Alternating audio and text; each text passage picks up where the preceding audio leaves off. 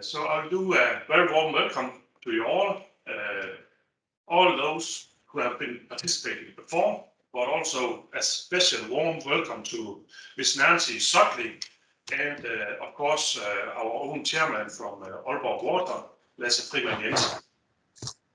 I'll just make a brief setting what we are doing about this webinar. Actually, it's a partnership between several. I'll just have to ask you to mute your microphone. Yeah, and there's some echo. I think maybe you just have to mute your microphones. Yes, thank you. Then I'll continue just for a short statement of what we are talking about here. It's a Danish Los Angeles American partnership, and we want to make a export collaboration between the Danish electronic and green tech companies together with the companies in Los Angeles. So in the goal with this Dkla export webinar is to make a nice partnership, and it's between some public and private companies in Los Angeles, and the same from Denmark in Aalborg. This is the fourth webinar we have been doing in this row, and actually in every webinar I've just briefly try to set the frame regarding the size of the American market, because there's not only a little market, it's a huge market in Los Angeles and USA. So I'll just introduce this one big market, because we want to do some collaboration, but focus on the ones that have the biggest sustainable focus. And actually, that's why I'm very glad that we today have the honor to meet Ms. Nancy Sutley, who is Chief Sustainable Officer and also Assistant General Manager of External and Regulatory Affairs in Los Angeles. So this is a really big honor to me that we have you on the stage today, Nancy. So I hope you will show up when I show the picture right here, and then I will hand over the stage for you, and I hope you will take it from here.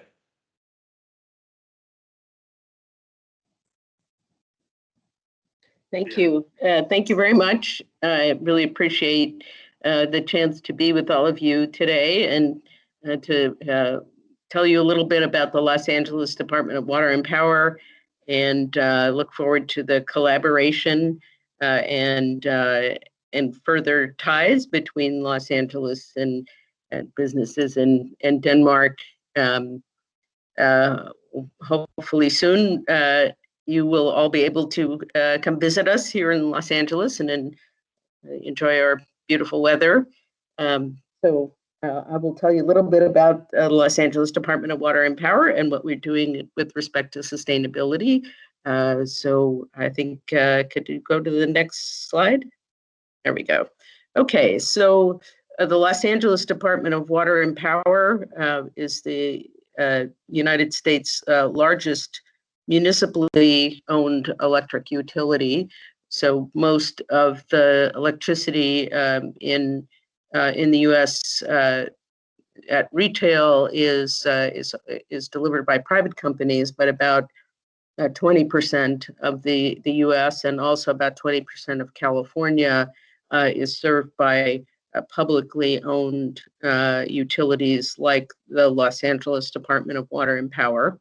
And we are a fully vertically integrated utility, which means that we produce, transmit, and distribute electricity to the 4 million residents of Los Angeles and the 4 million residents and businesses in Los Angeles. So we have about 1.5 million separate electric customers. And I'll talk a little bit about our water system later, but we've got 800,000 water customers. And so LADWP also has a large footprint because of the need to generate electricity. So much of the electricity that comes to Los Angeles comes from outside of the LA County or the LA region, and so we have assets, generation and transmission assets throughout the Western United States, all the way up to Oregon and east to Utah, Arizona, and Nevada. So while we serve a compact geographic area in Los Angeles, we have a big footprint across the Western United States. And so one of the things that I wanted to share with you is that we are really transforming the electric power part of LADWP really to meet the sustainability goals of the state of California and the city of Los Angeles, and now the U.S. To get to carbon neutrality by 2050, and under California law to get to 100% renewable energy by the year 2045. So we have about, at the end of 2020, about 38% of our power came from renewable energy sources. And that's a big increase. And depending on the time of year and the demand, for example, last weekend across the state of California, renewable energy was supplying about 85% of the electricity being used in the entire state. So we've made progress towards our sustainability goals. We've increased the amount of renewable energy, solar, wind, geothermal. We own some large hydro plants and a small share of a nuclear power plant in Arizona. And because of all of that, we've reduced our greenhouse gas emissions by almost 50% from our 1990 levels, and expect to be at 80% reduction from our 1990 levels by the year 2030.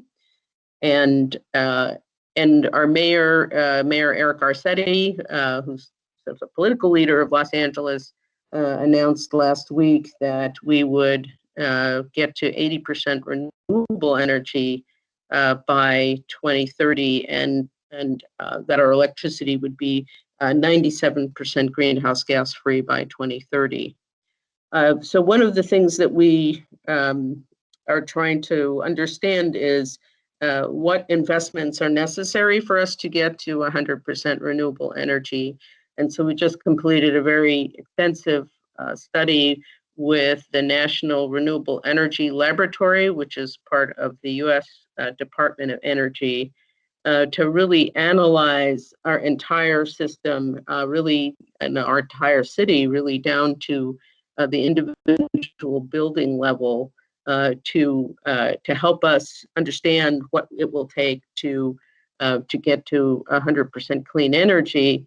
And in Los Angeles, it's particularly important to have a carbon-free grid because the biggest source of carbon emissions and the biggest source of air pollution in Los Angeles is actually in transportation, in cars and trucks and buses, and we have the largest port complex in the U.S., the Port of Los Angeles, the ports of Los Angeles and Long Beach, and they contribute a lot to both our carbon emissions and our air pollution.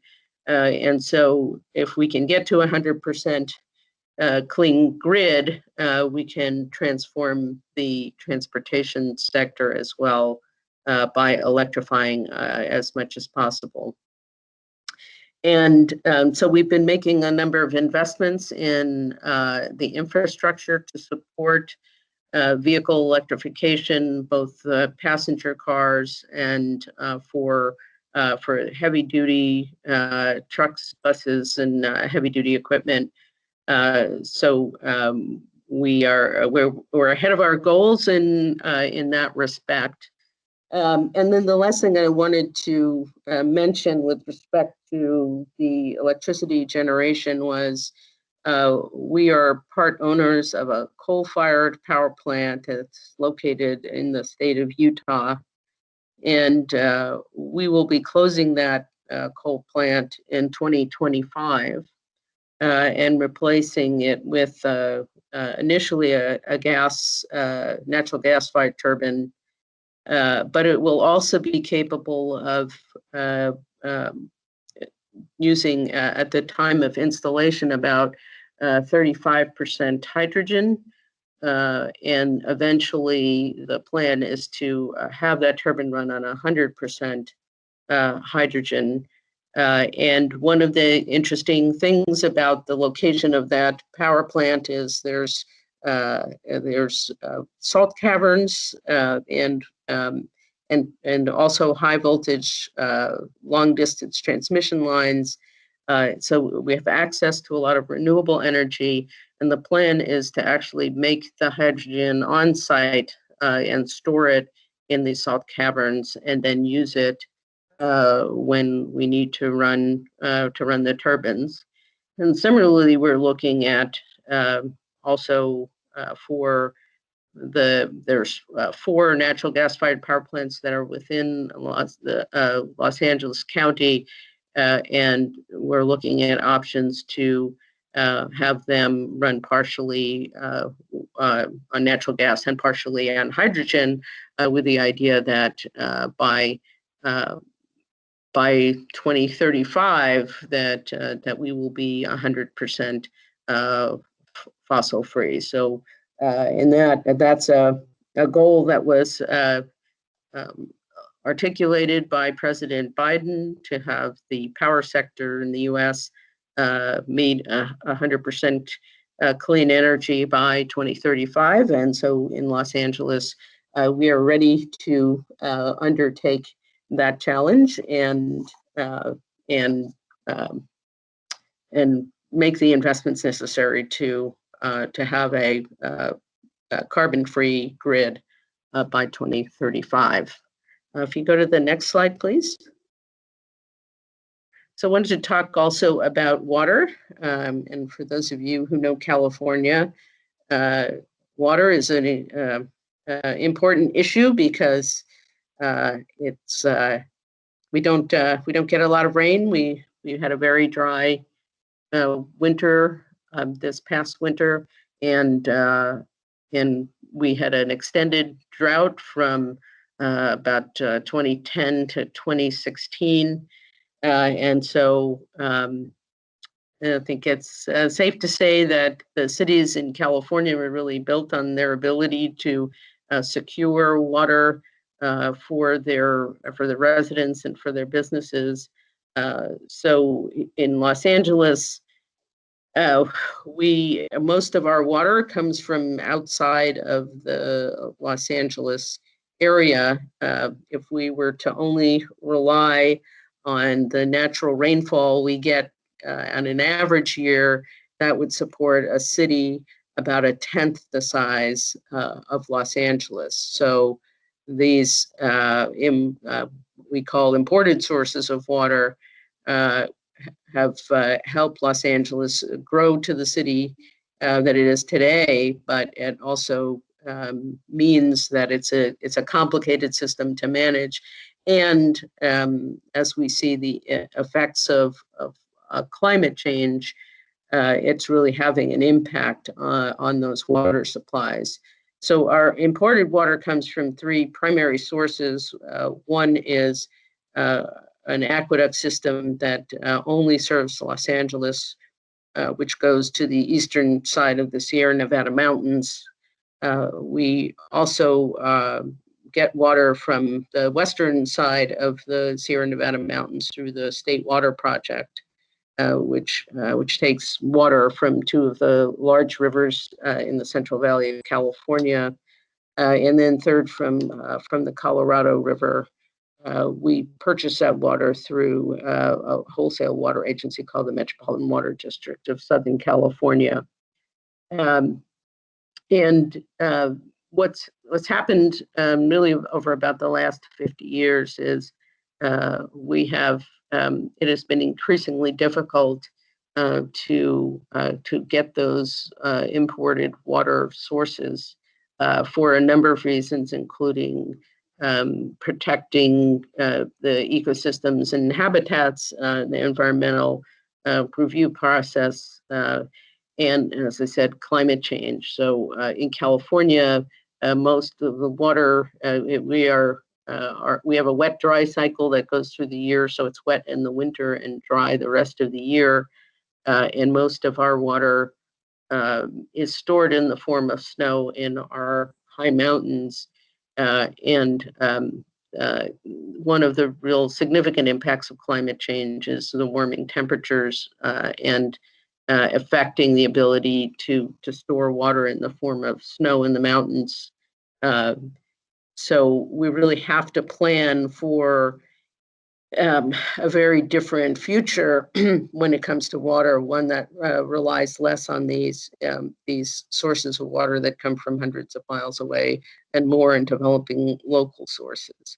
And one place that Los Angeles has been very successful is in conserving water, and we use less water today than we did in the 1970s, even though we've increased our population by more than 1 million people. So we've reduced our per capita use of water significantly since the 1970s.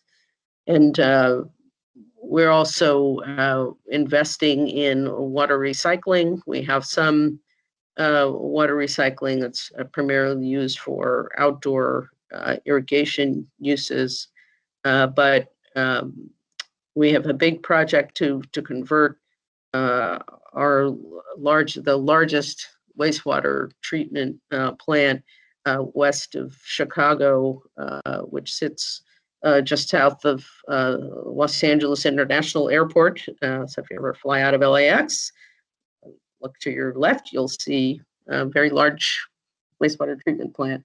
But that we're working across the city to recycle 100% of the wastewater coming from that facility, as well as our other wastewater treatment facilities, in an effort to become more reliant on these local sources of water and less reliant on diminishing water imports.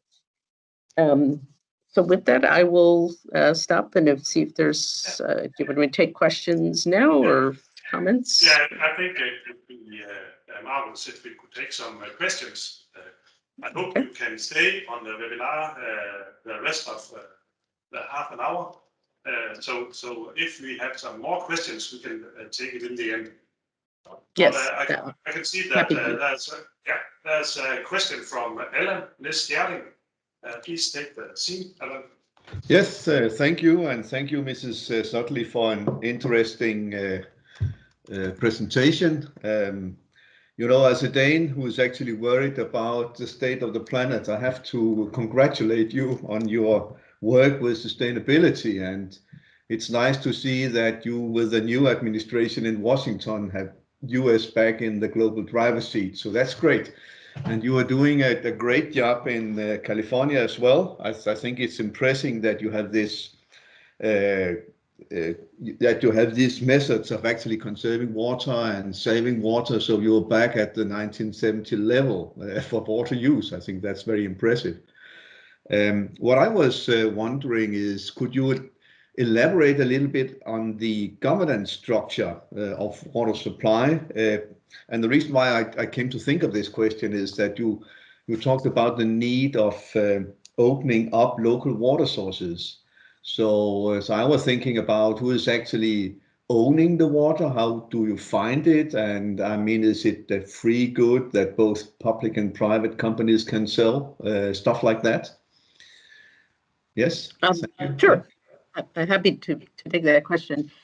Yes, so I will tell you, having worked in water issues, policy issues in California for many years, I will tell you there's no simple answer to that question, Okay. but I'll give it a try. It's unfortunately a very complicated picture, but basically, but to get to the basics, so under California state constitution, the water is owned by the public. And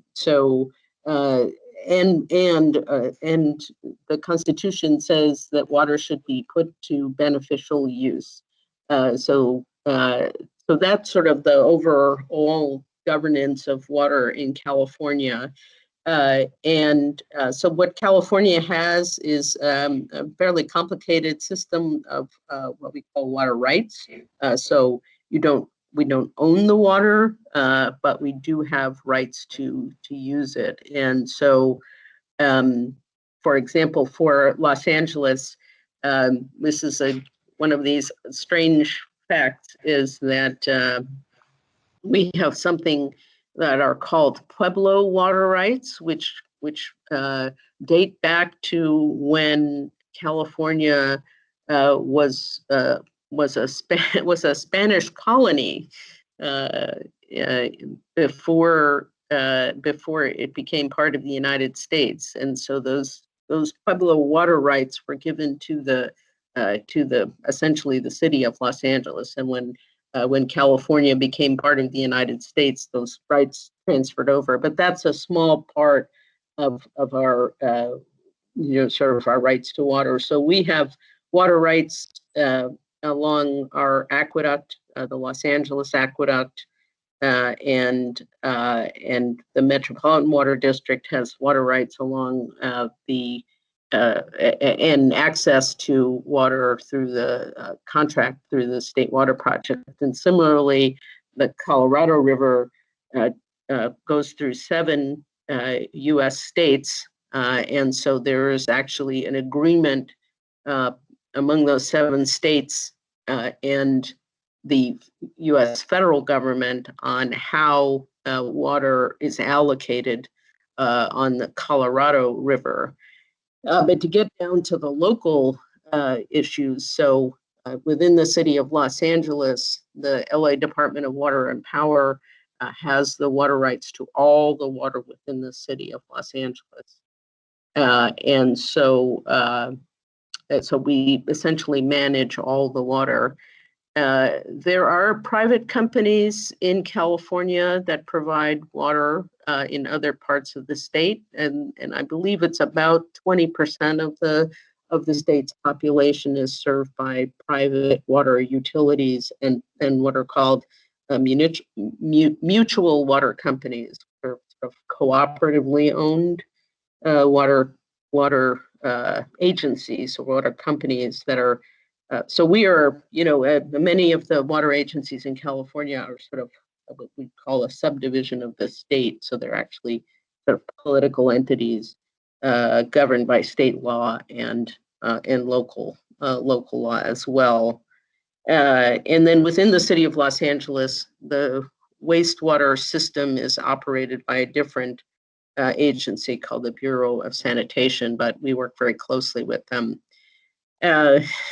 I could go on and on. I probably won't, but I would just, the one other thing I would mention is California has had a very difficult system for managing groundwater versus surface water. And so a few years ago, there was a law that went through the state legislature to create sort of groundwater management districts in places where there was not another way to manage groundwater. seems rather complex, I think. It is, and it, you know, it makes things challenging in the best of circumstances, and especially with climate change. The fact that it's so complicated is a worry. There is an overall sort of planning effort around water that goes on at the state level. So they look out 30 or 40 years and try to assess how California will meet its water needs out into the future. And then we do something similar at the local level. We prepare what's called an urban water management plan, which looks out 20 years at sort of population growth and water needs, and how we would plan to meet those water needs. I think it's a state that's growing, and also it's a lack of water somehow in the future. So yes, thank you. Yes. Thank you for the question, Alan. That's just nice. Yes, and thank you for the answer. That was great. Thank you. Yes, and I think I will have to save some questions to later, Nancy, because the time schedule. Very good. Yeah. So thank you very much. And I think I will have to hand over the stage to Lasse from Aalborg Water. I think you can take the stage too, Lasse. Thank you very much, Kurt. Yes, thank you. And you have, here you go. Great. All right, but thank you very much, Kurt, and thank you to the local Chamber of Commerce, Erhverv Norddanmark. It's a great honor for me to be a presenter at this webinar, Dkla. My name is Lasse Frimand Jensen. I'm the chairman of Aalborg Water Utility Company. Although my direct translation of my middle name, Frimand, is Freeman, I'm not a relative of the fantastic Morgan Freeman, who I believe visited the Los Angeles City College recently, close to you, Nancy. But I must say also you did a wonderful presentation, Mrs. Sutley, on behalf of Los Angeles Water and Energy Department. I had the great pleasure of visiting Los Angeles and California on a study trip with our utility company regarding waste. And I also saw some of the wastewater treatment plants you have over there. And we can learn a lot from you, especially regarding the ability to work closely with innovation and entrepreneurship. I was very impressed by these innovative efforts you have as well. So let's go through my presentation. I hope you can see. What I would like to talk about is our holistic approach to water and supply,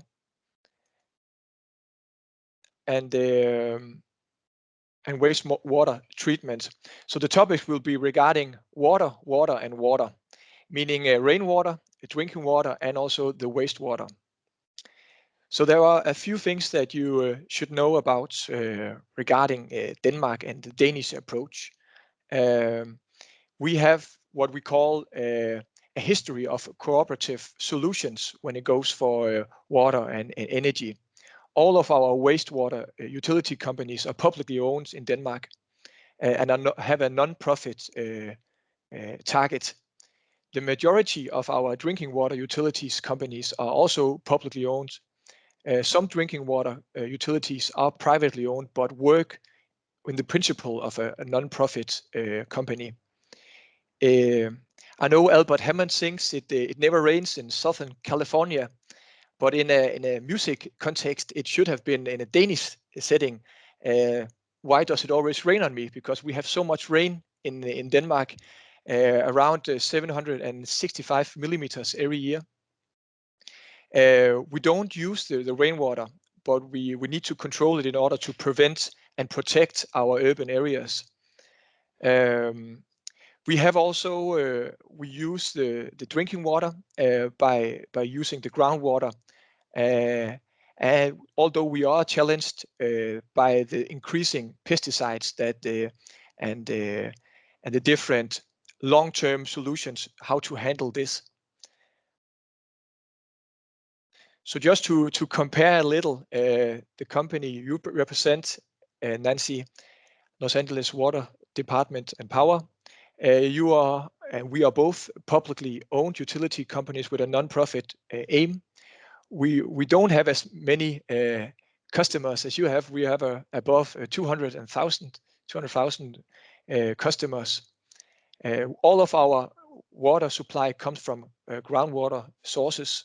We have 12 source sites with approximately 55 drilling holes. We have, unfortunately, a water loss in our pipe system on less than 10%. But we believe that we have some of the best drinking water quality in Denmark, and it is still there's still groundwater protection that needs to be carried out. So we are similar in by birth, but maybe not the way we handle all of our customers. We have experienced quite a journey since the 1980s, and we have a journey of 150 years. So we are an old company, you can say. We started out by focusing on basic health with hygiene because we had a lot of diseases related to cholera and other diseases. In the 1960s, we experienced a huge growth in our bigger cities, especially Aalborg, where we needed to handle the local environment in that case. In the 1990s, we saw a more sustainable production where efficiency was on the agenda, and minimizing water loss, making sure that our customers get the money back they've spent if there's a surplus in the company, and so on.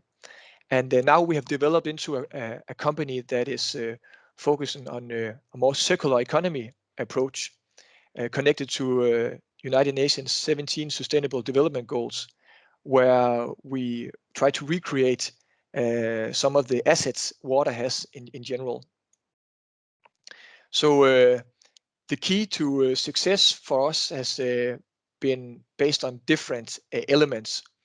One of the main thing for us is to have access to data, and by having access to data, we can actively use and see where there is a linkage or where there is a mistake in our system, and we can also share the data with the private companies, so we can have innovation and entrepreneurship and so on be built around the water sector.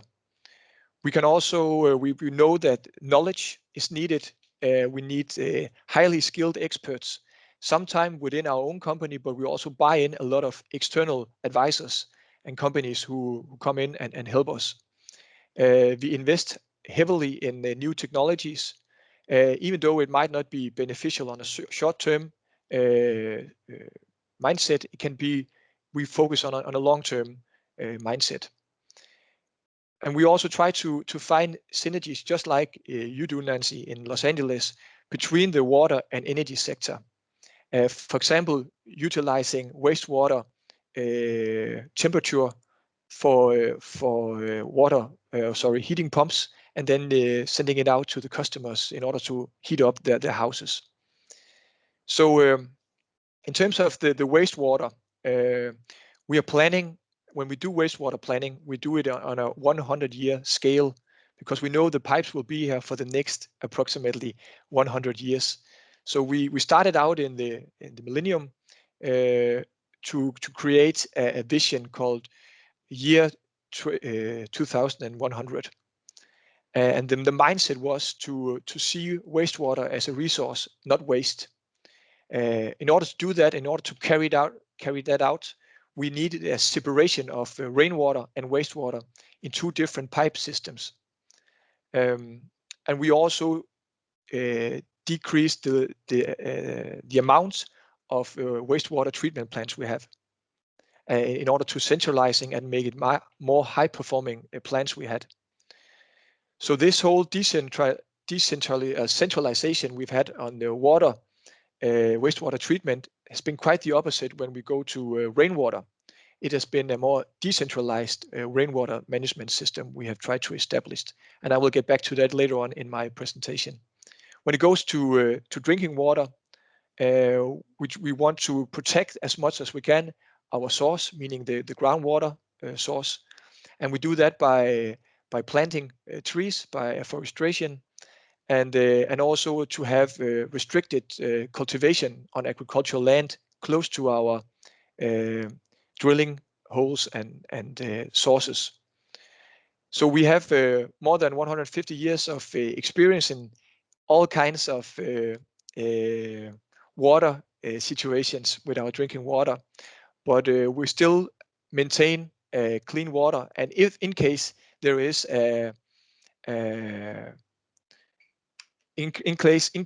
has been mixed up with clean water, we try to solve it in the best way possible. So the next things now we are focusing on is how to make our water department more CO2 neutral. We were already in 2016 CO2 neutral. We also want to be energy positive, meaning that we create more energy than we utilize. Our water loss is, as I said, 10%, but it's due to in this highly populated area, the oldest part of the city, the pipes are quite old in that area. So we can see that majority of our loss is within the oldest part of our city, Aalborg. But we are trying to, in close contact with the private sector and the companies and the population, to fix this and change the pipes with respect for the life in the city center. We also finding and developing more groundwater sources, trying to also protect the existing ones from pesticides. We have already now separated 67% of our system in a two pipe system, with one being wastewater and the other being rainwater. The maintaining 35% will be separated before 2065. So when it goes to rainwater, our plan is to build and establish climate parks, and these climate parks will be utilized also to create biodiversity and to be generating life in the areas where the climate parks are being built and established.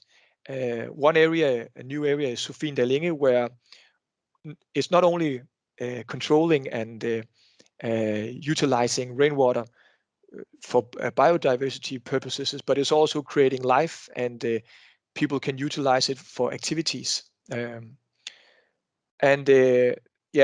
we are working also with the United Nations Global Compact rules and the 17 Sustainable Development Goals. So this is a map over our mission today, how we protect the groundwater and use it, and how we try to plant trees around the areas where we have sources, how we pump it up from the groundwater and use it in water plants and send it out to all of our customers, and also how we treat the wastewater, and not by sending it out into lakes and our fjord, but try to utilize it for as I said, the heating and the energy purposes. So that was my presentation. I'm a little challenged by it's minimizing my picture, but I hope you can see it on your screen. I had difficulty seeing it through my presentation, but I hope you saw it. Yeah, that's okay, Lasse. Yeah. Thank you for your presentation. It's interesting to hear another setting than the one you showed, Nancy. But Lasse, I have a little question for my own curiosity. Could you put some more words on the collaboration between this public-owned non-profit sector you are the chairman of, and the collaboration with some of the private companies in developing new themes and solutions. Yes, of course. So we try to invite in the researchers and the private companies in order to do innovation and to maybe see the normal procedure in a new light and see if we can do things in a different way, and at the same time make it commercialized, and so the private sector can earn money on developing different solutions. We've seen several cases of that in the past, where companies have developed solutions that we can utilize in our utility company, but also exported to foreign markets or internally in the water sector in Denmark. So I believe it's all about inviting in innovation in our infrastructure and see if things could be done differently. And Nancy, I could maybe pose you a question regarding this size. It's a little small town, Aalborg, with 200,000 consumers, and at your place it's around 4 million residents. How is that in your way of looking? Is it possible to make some collaboration between the ideas that are based at Lasse's part and how you are doing things?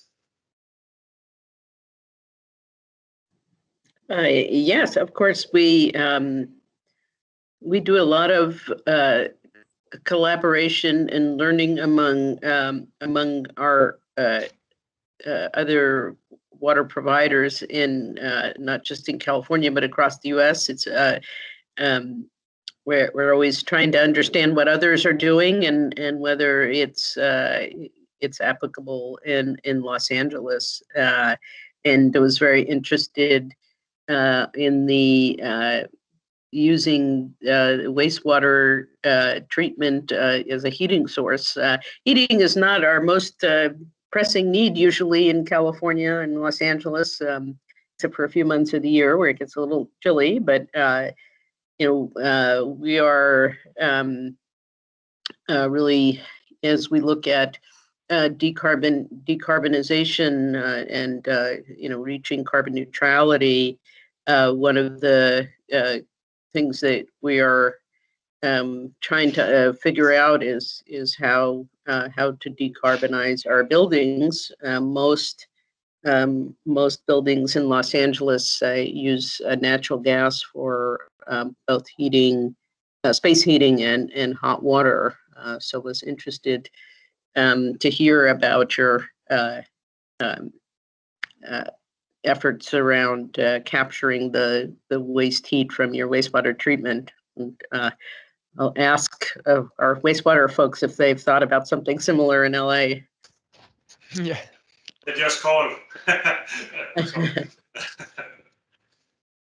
Maybe we should think a little about this opportunity to meet when we visit Los Angeles in October.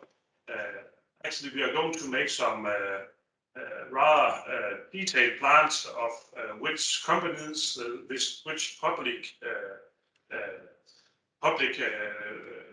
utility we could visit, and so, and then maybe we could take a dialogue with you regarding this management of wastewater and energy, I think.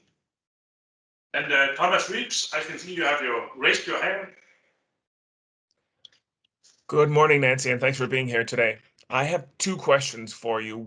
The one is probably the easier to answer. Is I noticed Lasse was talking about having a 10% loss of water in the older part of the town, and I was wondering if you have numbers for loss of water from transmission to end users.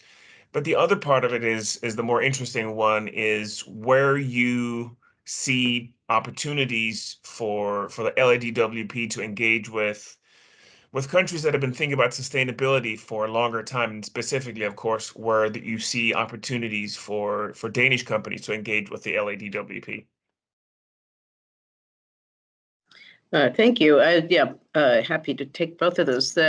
Our water losses are pretty low. I think they're less than 3%. We are a younger city, so our infrastructure, the oldest part of our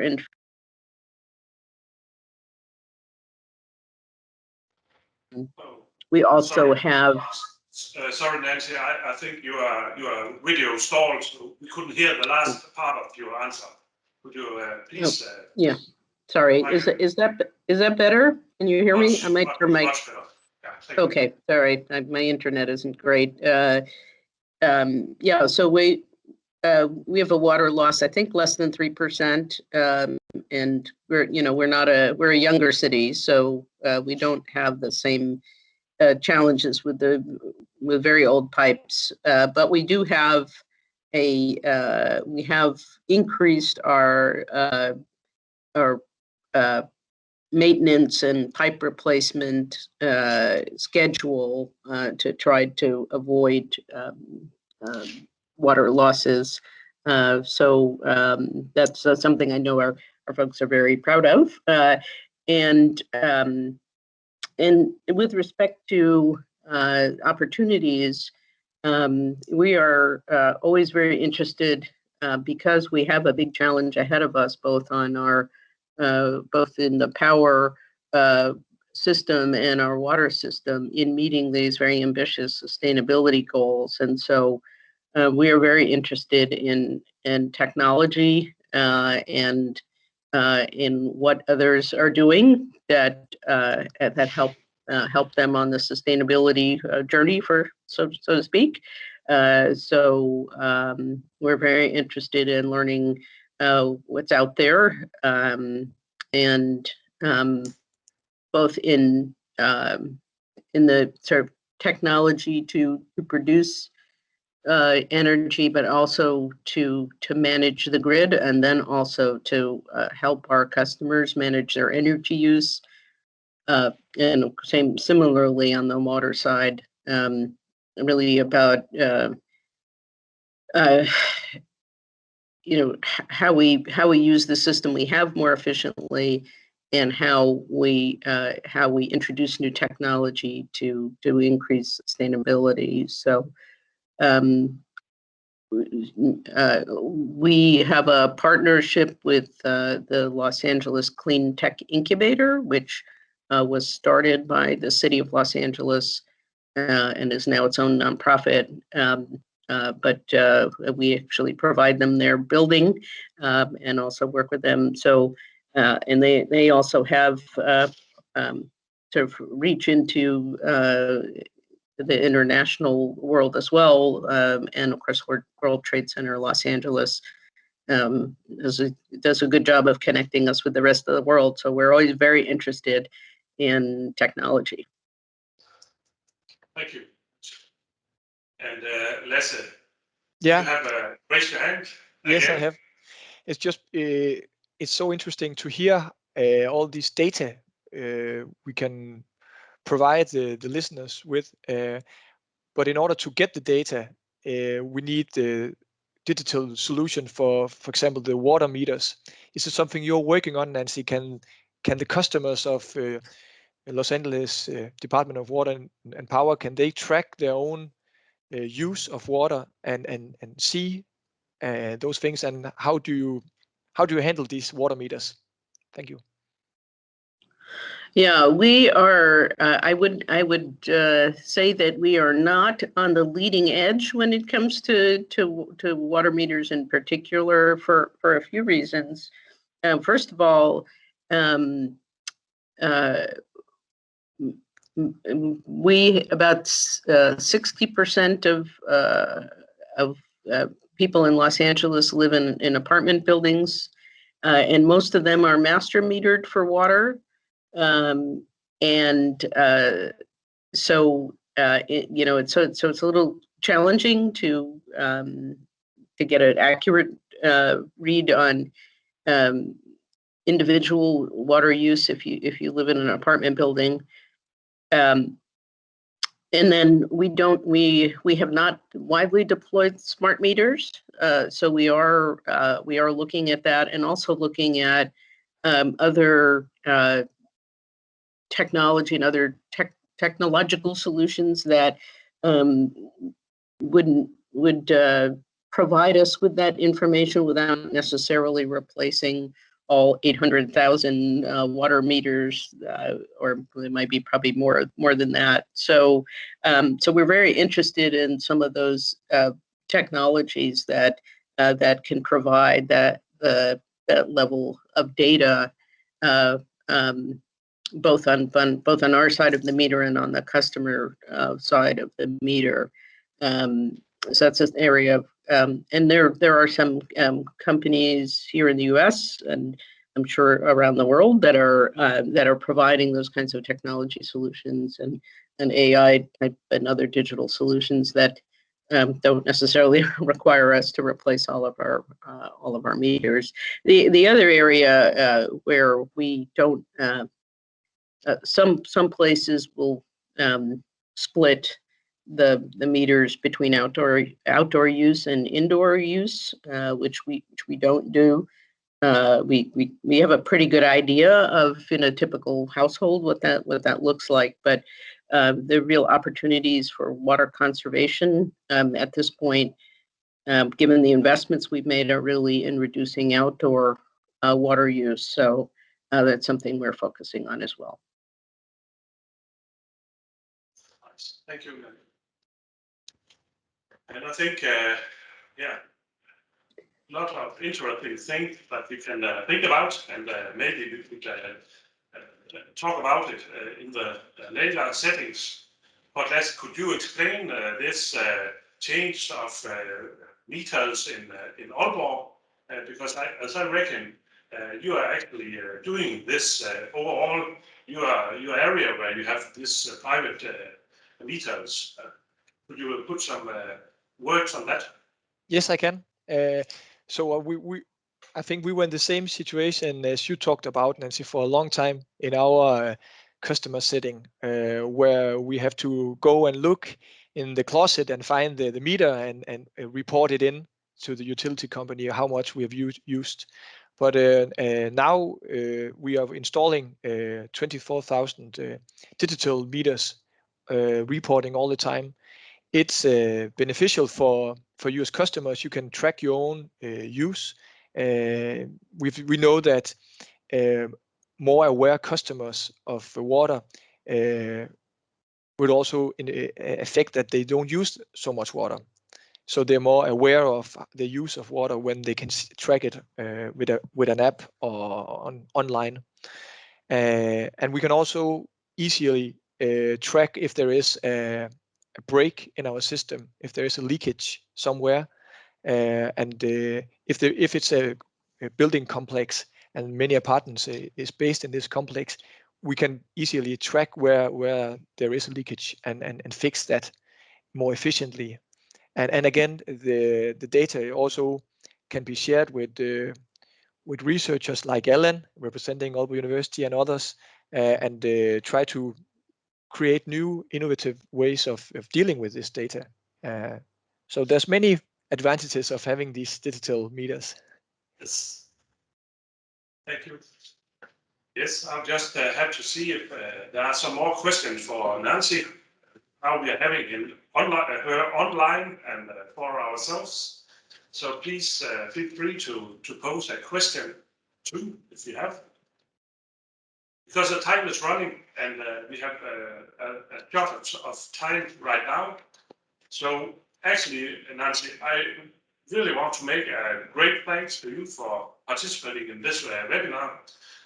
It's really interesting in how we can do some more collaboration in the future.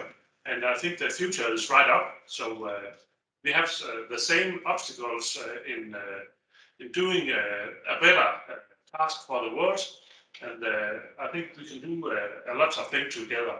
So, Nancy, thank you very much for your participation, and Lasse, thanks for presenting too. And I hope you'll have a nice morning in LA, Nancy, because you just started the day, and actually we are finishing the day right now. And I just have to sum up to the Danish participants and all the other participants that the next webinar, actually we are going to make a webinar at the 11th of May. And in between the 29th of April today and to the 11th of May, I think you'll have a call from me or Green Hub Denmark or some of our collaborators, because we need to get closer the date where we are traveling over to Nancy and visit the marvelous city in Los Angeles. So in just 2 or 3 weeks, I'll have to make a call to you to make a commitment, and then we'll meet in August and make plans for the trip to Los Angeles, select LA.